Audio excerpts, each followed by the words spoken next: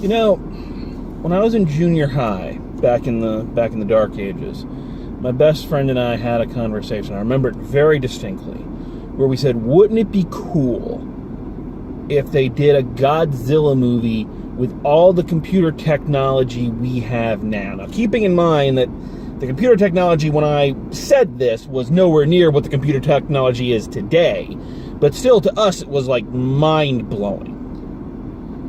All right.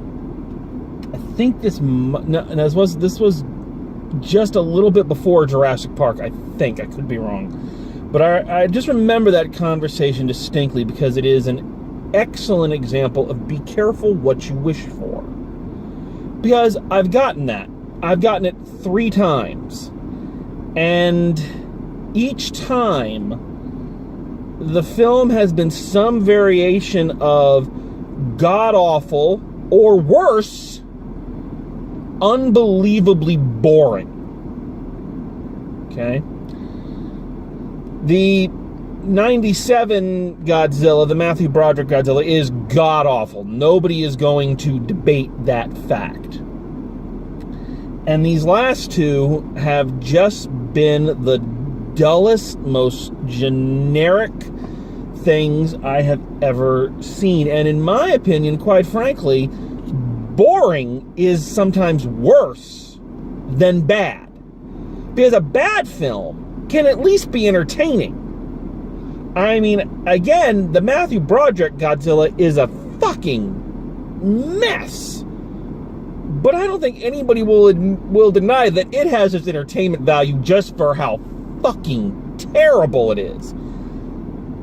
I cannot say the same for the last Godzilla, and I cannot say the same for this one. I was so bored by this film, and I was bored by its predecessor. So, let's talk a little bit about this thing, and why I think it went off the rails.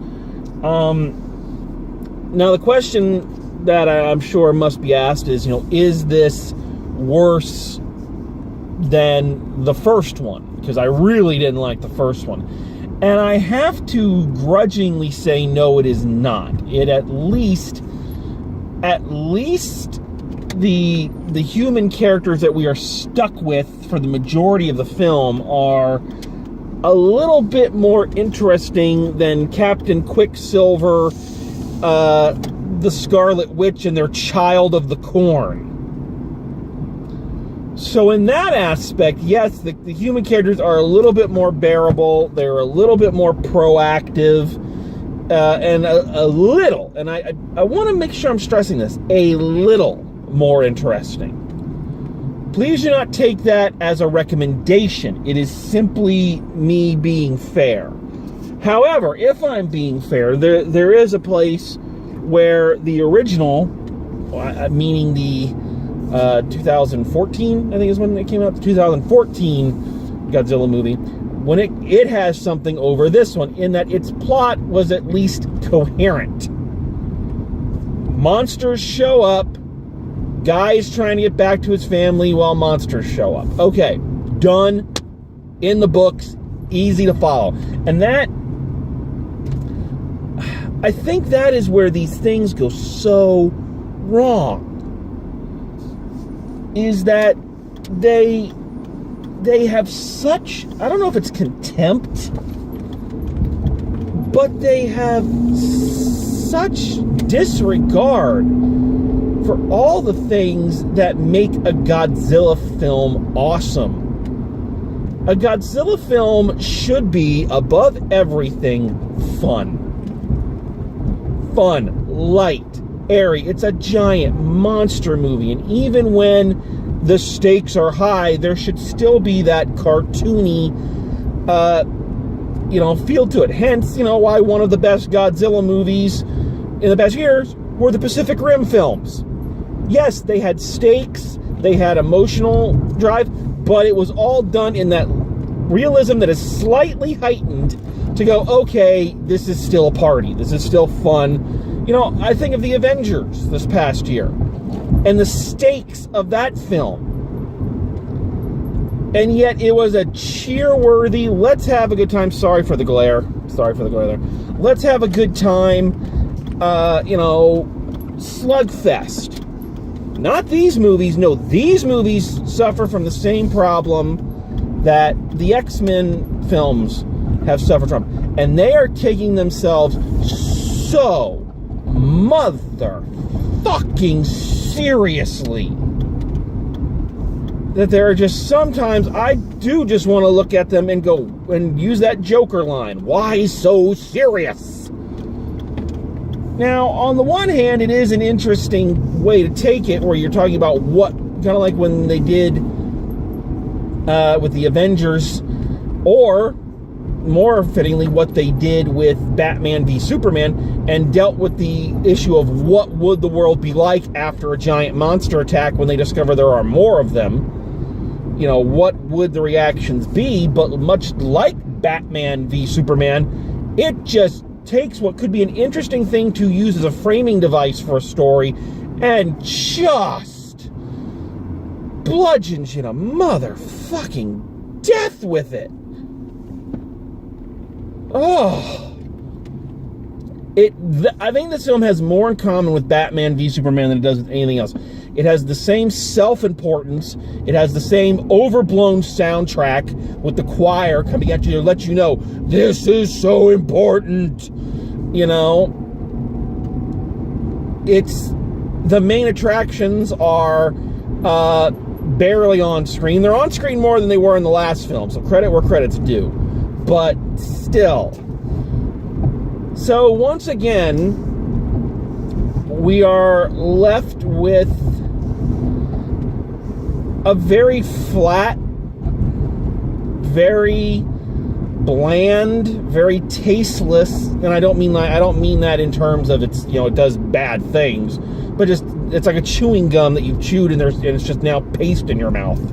Monster battles framed around one of the most convoluted plots I have seen for a Godzilla movie or any monster movie. And again, these things need to be simple. Simple plots you can hang your hat on for when the monsters aren't on screen, but once the monsters are on screen, everything else can just stop. This is why that Kong Skull Island is still the best one of these, because it knew how to do that. Simple plot. We're trapped here, we gotta get off. Done! That's it. That's all you need. And the human characters were fun and caricatures and whatnot. Fun enough that you wanted to spend time with them, but you didn't miss them when the giant monkey showed up. That's not the case here. So let's talk a little bit about the plot. I've got to talk about this plot because there are some characters I want to yell at. So you have to understand the plot. So the plot. So our main focus this time is not Captain Quicksilver. It's this family who were apparently, I guess, working for Monarch, the SHIELD stand-in for the Monsterverse, I guess is what they're calling it now. They were working for Monarch, but then during the Godzilla attack of 2014, they lost their son. So, of course, now that we flash forward to the present day, the family has fallen apart. The father became a drunk. The mother became obsessed with work, and she took the daughter, played by that bald girl from Stranger Things. Takes her to work for Monarch at one of the many research stations they've set up to monitor the new monsters that they're finding. Okay, so that's our core group. Mother has invented a doodad that can somehow speak to the monsters, or sends out like a mating call for the monsters, or it's like a homing beacon for the monsters, or can control the monsters. It can do anything the plot needs it to when it needs it to do it. So she invented the MacGuffin to do the Dr. Dolittle and speak to the animals. All right. So she invented this, and in the first scene, her and her daughter wake up Mothra. By the way, spoiler alerts here, just be aware. So they wake up Mothra, but just as they wake up Mothra, the base is attacked by Tywin Lannister, Charles Dance, and his eco-terrorists, whom I am not entirely sure what their end goal is. People say they want to kill the monsters or to do something. I'm not sure. Or they've got some bizarre theory that if they release the monsters, that's putting nature back in balance or some shit like that. So, Monarch, with Ken Watanabe and a bunch of other annoying new characters, goes and recruits formerly drunken dad to help track down Mom and Stranger Things' daughter, who they believe have been kidnapped. So Charles Dance now takes Mom and Stranger Things to the Antarctic, where they have found another Titan, is what they're calling them here, and it's a three-headed monster, Monster Zero, or King Ghidorah, as you know, monster movie fans will know him as. And they make it look like Mother is being forced to help them. But lo, when the rescue effort comes, she's actually working with them. Oh, twist! And they set King Ghidorah free. Now, here's where this gets bullshitty, okay? So the reasoning for this, so Mom's reasoning for this is we humans are a plague upon the earth. And the Titans, the monsters, are, you know, nature's way of putting things back in balance. So she wants to release all the monsters basically to fuck our shit all up, and then somehow life will find a way and we won't go extinct, because where the monsters go, nature reclaims itself. Very, stealing a lot of stuff from the Jurassic Park movies. A lot of philosophy from the Jurassic Park movies. So her plan is to kill fucking everybody by releasing these monsters. Okay? So, but then, plot twist upon plot twist, it turns out, I keep mispronouncing his name, I'm just going to say Monster Zero. The three-headed monster, God, I know his name, I just can't say it right now. The three-headed monster, turns out he is not from nature, he's from space, which is true from the original movies anyway. He's from fucking space, so therefore he is not part of the nature and not part of the balance. So therefore, by releasing him, he is now calling all the other monsters to fuck our shit up, which was their Charles Dance's and Mother's plan originally, but now she has cold feet because it's working, which is very unclear as to why. You know, the monsters are fucking shit up, and she's like, well, our plan was to release them one at a time, not all at once. What the fuck difference would it make if you're releasing them one at a time? They're still going on a rampage and killing people. What does it fucking matter if you're taking out one city at a time or it happens all at once, bitch? Oh, and that is the thing. That woman, that character is just a character I wanted to smack every time, because she is just such a self-righteous flip-flopper. We're gonna release all the monsters and it'll bring balance to the world. No, we released all the monsters and they're killing people. That wasn't the plan. What the fuck? So, yeah, so that all happens. So, this very convoluted, twisty, nobody's motivation makes sense. Nothing is... I don't know what anybody wanted or why anybody wanted it or what. Can't they just do a simple fucking Godzilla movie? Is it one of those things where, like, the Godzilla formula seems so simple, and because it's so deceptively simple, nobody can recreate it when they're trying? Is that what this is? Because... again, anybody who has watched, and I am a fan, folks, I have been watching old school Godzilla movies since I was a kid. Like most kids, I love Godzilla. But I have come to the inescapable conclusion, I like my Godzilla cheesy. I like my Godzilla to be a guy in a rubber suit trampling on models. Because at least then there's color, there is a sense of fun, it's a sense of just goofiness and wackiness and good times. There is none of that here. The color palette is so desaturated and brown. It looks like a modern war shooter video game. The characters are either fucking annoying like that bitch, or just bland, or, you know, the most annoying caricatures. I like the young lady who plays Eleven on Stranger Things, even though I don't like Stranger Things. I know, let the internet come at me. But she has nothing to do here. It is such a thankless role. She is the Bryan Cranston of this film, of this time. She's the biggest star, or at least the most name-worthy star at this point in time in this movie, and her part, while she's not killed off 10 minutes in, her part has nothing to do.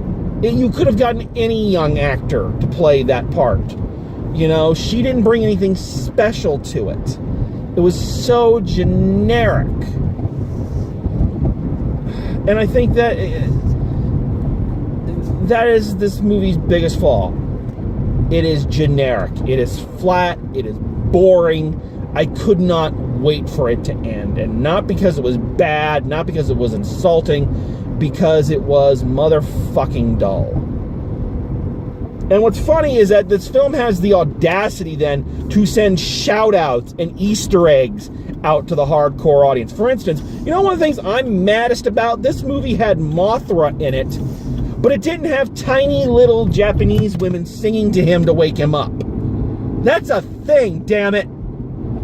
I love the Mothra dance.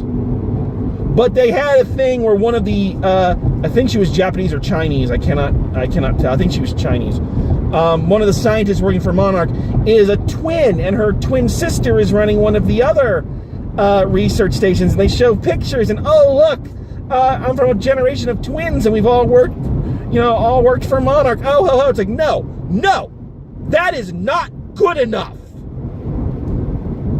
No, I want to see tiny little women singing to the monster to wake it up and then translating it. Did you see the original time Godzilla, Rodan, Mothra teamed up to fight the three-headed monster? There is a scene in it where the monsters are talking to each other through their growls and screeches and whatnot, and the two tiny little women are translating it. And they're like, no, the monsters say they like to fight one another. They do not want to fight King Ghidorah. Oh, Godzilla, such language. Where the fuck was that? I would have stayed and watched this movie again if that was in it. Excuse me. These movies don't have a sense of fun. There's no sense of fun in them. And again, we know they can do this. King Kong Skull Island was one of my favorite movies of that year. And it was great. It was fun. It was big. It was bold. Basic storyline. Characters you didn't mind being around. Excellent monster battles. There's none of that here. The monster battles are terrible. It's funny that this Godzilla who is created digitally and therefore literally has absolutely no restrictions placed on what it can do, looks like it can barely fucking move compared to the guy in the rubber suit. You know? It's just so bad. It's so boring. They also throw in music cues. They have the original Godzilla theme, and they play Mothra's song during the end credits, or the instrumental version. No! That doesn't work! That's not good enough!